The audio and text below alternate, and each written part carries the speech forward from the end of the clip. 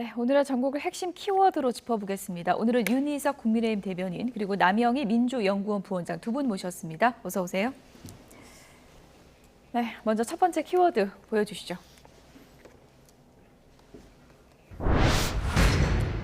21일 만에 병원에서 퇴원한 이재명 더불어민주당 대표. 퇴원하자마자 지팡이를 짚고 달려간 곳이 있습니다. 어딘지 화면으로 보시죠.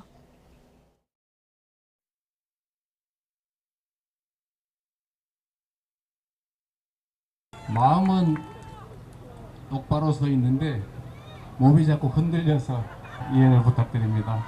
우리 앞에 거대한 장벽이 놓여 있습니다. 그 장벽의 두께와 높이가 점점 커지고 있습니다. 그러나 우리가 좌절하지 않고 우리 안에 작은 차이를 넘어서서 함께 손잡고 반드시 넘어야 하지 않겠습니까? 네.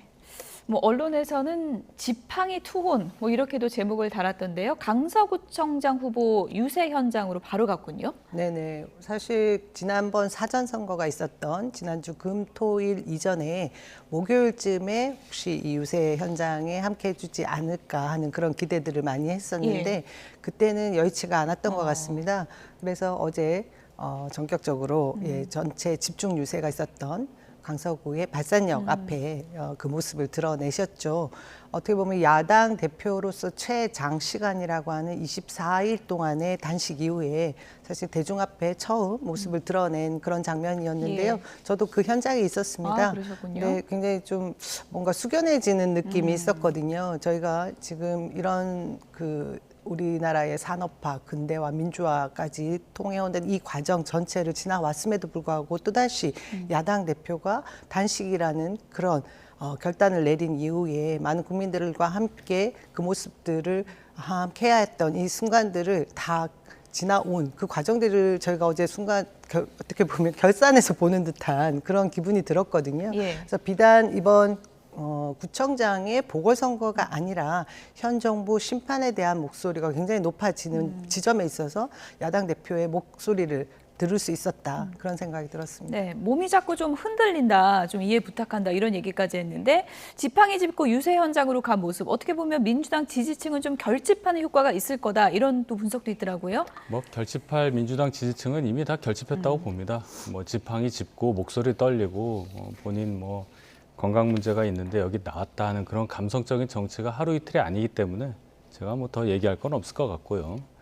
이재명 대표의 단식이 최장 아닙니다. 강기갑 전 의원이 29일 한 적 있고 천정배 의원 28일 한 적 있습니다.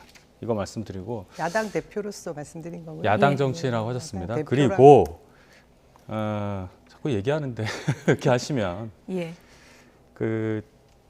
단식 이후에 어떤 자기의 건강 상태를 이유로 해서 재판에서 좀 짧게 해달라. 앉아있기가 어렵다고 해서 2시간도 못 앉아있는다고 주장을 해서 1시간 반 만에 재판 끝나고 나서 바로 병원 갔다 택시 타고 다시 국회 본회의장 가고 또 저렇게 유세 현장까지 나오고 몸이 빨리 회복되는 거는 다행스럽다고 생각하지만 이런 어떤 자신의 단식이라든지 건강 상태를 자꾸 정치에 이용하는 거 국민들께서 준엄하게 판단할 수 있는 그런 근거도 될 수 있다. 이 말씀 덧붙이겠습니다. 네, 어쨌든 퇴원 직후 유세 현장에 갔다는 건 세 표가 부족하다 이런 메시지를 전하기도 했는데 그만큼 지지층 결집해달라 이런 호소로 좀 이해가 되고요. 어쨌든 지금 관심을 모으는 건 사전 투표율이에요. 네네. 상당히 높게 나오지 않았습니까? 어떤 표가 있는 거라고 보십니까? 지금 지방선거를 통틀어서 그리고 보궐선거 다 합해도 역대급 투표율이라고 하지 않습니까? 22.64%라고 하는데요. 사실 이번 선거가 전국에서 한 군데에 있는 그냥 구청장 선거로 사실 치부하고자 하면 이 보궐선거 투표율이 이렇게 나올 수가 없었거든요. 그런데 이 선거를 전국 선거가 되도록 만들었던 것이 저는 그 이유가 윤석열 대통령에게 있었다라고 생각합니다.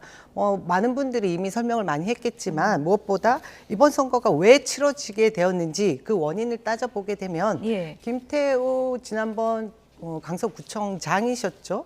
그분이 자신의 귀책 사유로 해서 대법원 판결로 공무상 비밀 누설죄를 형을 확정을 받게 되었습니다. 그것으로 해서 강서구에 보궐선거가 발생이 됐는데요. 그분의 그 대법원 판결에 잉크도 마르기 전이라는 얘기들을 많이 하지 않습니까? 3개월 이내에 대통령께서 사면 복권을 시켜서 또 그곳에 그분을 또 후보로 낸 경우가 제가 들어보니까 전 세계 어디에도 없었던 예. 것 아닌가 하는 얘기들이 많더라고요. 이런 상황에 이르다 보니 이 선거가 지역의 구청장 선거가 아니라 전국 선거, 정치 선거가 돼버린 거죠. 그러다 보니 당연히 양 당이 격화되고 있고 예. 뜨거운 관심을 받게 되는 것이고 거기에 계신 강서 구민들도 얼마나 많은 생각들을 예. 하시겠습니까? 그러다 보니 이 사전 투표율이 역대급 나왔다 그렇게 생각하죠. 어디가 더 많이 결집한 겁니까?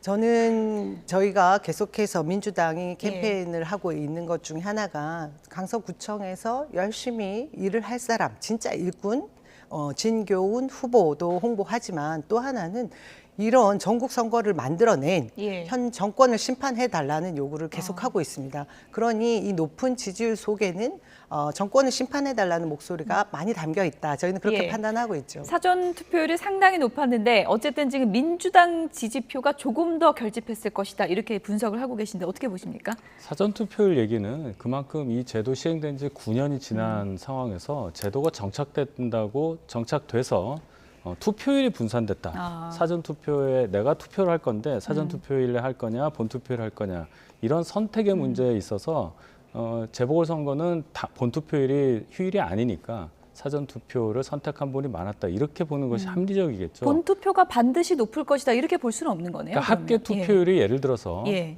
일반적인 재보궐선거보다 뭐 한 5, 6% 올랐다. 이러면 예를 들어 결집 얘기를 입에 담을 수가 있겠지만 지금 본투표 안 했잖아요. 예. 결집했는지 어떻게 합니까? 그 뭐 우리가 비밀 투표하는 건데 공개 투표도 아니고 그러니까 그거는 굉장히 섣부른 그런 판단으로 보이고 전국 선거로 만들었고 여당이 그리고 윤석열 정권을 심판하자 이런 얘기는 야당이니까 충분히 할 수 있는 얘기라고 봅니다. 다시 돌아와서 생각을 해보면 이 선거는 서울 그것도 25개 자치구 중에 한 군데에 관련한 선거입니다. 총선 앞두고 벌어지는 선거가 이거 하나이기 때문에 양당의 지도부가 총출동해서 총력을 다하고 있는 건 맞지만 이것이 마치 어떤 전국적인 민심을 반영한다거나 이런 식으로 과한 해석을 하는 것은 국민 여론을 호도하는 일이라고 생각합니다. 예. 정권 심판을 강조하는 이재명 대표 얘기를 앞서 좀 들어봤고요. 이번에 국민의힘 김기현 대표 유세 현장에서 어떤 얘기를 했는지 들어보도록 하겠습니다. 정치인 뽑는 자리도 아니고 야당 대표의 심부름할 사람 뽑는 자리도 아닙니다. 우리 주민들의 심부름할 사람을 뽑아야 하는 겁니다. 힘 있는 여당 후보 대통령과 한 라인이 개통돼 있고 집권 여당이 팍팍 밀어줘서 강서의 재건축 재개발은 말할 것도 없고 강서가 서울의 얼굴이 되는 중심이 되는 그런 구로 만들 수 있도록 힘 있는 여당 후보 김태욱에 꼭 여러분 지지를 모아주실 것을 당부드립니다. 오늘 이재명 대표 퇴원해서 강서구 예. 지원 유세 온다고 합니다. 한마디 예. 어떻게 보십니까? 빨리빨리 건강을 회복하셔서 야당으로서의 정상적인 기능이 될 수 있도록 활동하시기를 바랍니다.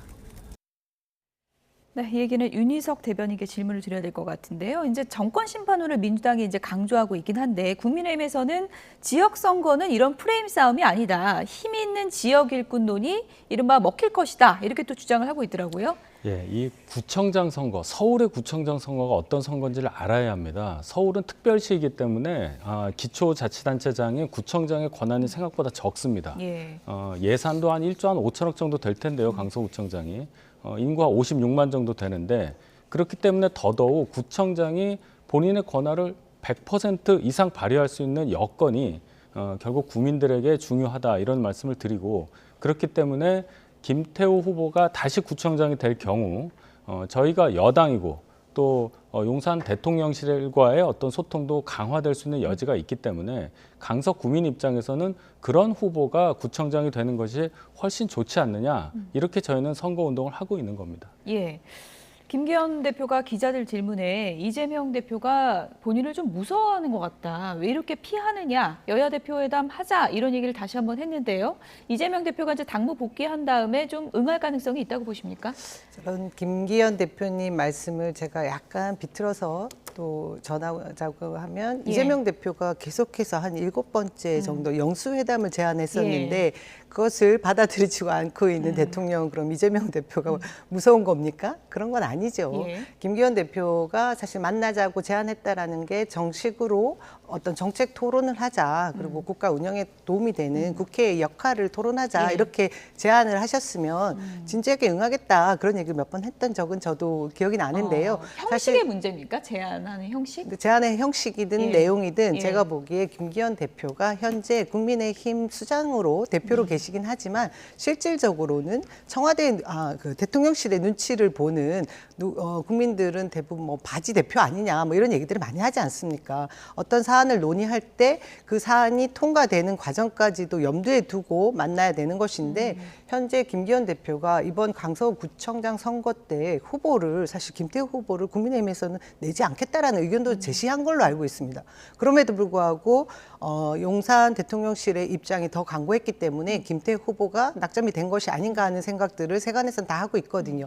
이런 사안만 그냥 아주 단순하게 보더라도 김기현 대표와 만나서 이재명 대표가 할 수 있는 일이 무엇인가에 대한 생각들은 저희도 하게 됩니다. 예. 하지만 계속해서 뭐 형식과 내용을 갖춘 만남을 제의하신다면 거부할 일은 없습니다. 지금 상황은 어쨌든 이 보궐선거를 끝낸 이후에 예. 또 실질적인 만남이 될 수 있다고 하면 예. 만날 수 있겠죠. 하지만 그 전에 있어야 될 것은 지금 현 정권이 들어선 이후에 단 한 번도 만나지 않은 대통령과 야당 대표의 만남, 그리고 지난번 대선이 어땠습니까? 0.73% 차이의 초접전이었던 대선 후보였던 예. 그 이재명 대표를 야당 대표를 인정하지 않고 있는 지금 윤석열 정권의 그 국정 기조 방향이 바뀌지 않는다고 하면 지금 김기현 대표가 말씀하시는 것이 공연불이 되겠죠.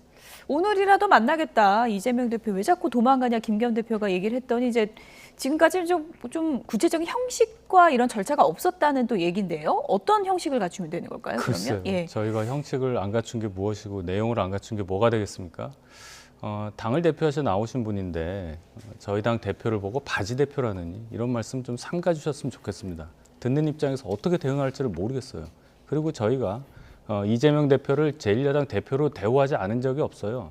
대통령이 이재명 대표를 만나기 어려운 이유를 설명을 드렸습니다. 형사 피고인 신분이기 때문에 그런 거예요. 그 신분을 벗으시고 난 이후라면 얼마든지 만날 수 있다는 말씀을 드렸기 때문에 그 부분에 대해서 0.73% 얘기할 이유 없어요. 이미 선거는 끝났고 한 분은 대통령이십니다. 이 차이를 명확히 인지하시고 말씀해 주시기를 바랍니다. 우리 윤 대변인 스타일은 항상 이 같이 토론하는 사람에 대해서 윽박을 지르는 느낌이 있는데 제가 분명히 바지 대표님 같다라는 세간의 평이 있다라고 말씀을 드렸고요. 저는 그렇게 인정하고 싶지 않지만 실질적으로 그렇게 보이는 모습이 굉장히 결정 과정에 있어서 많았다라는 얘기를 드리는 거죠. 전언을 하신 거다. 네, 이렇게 네. 정리를 하고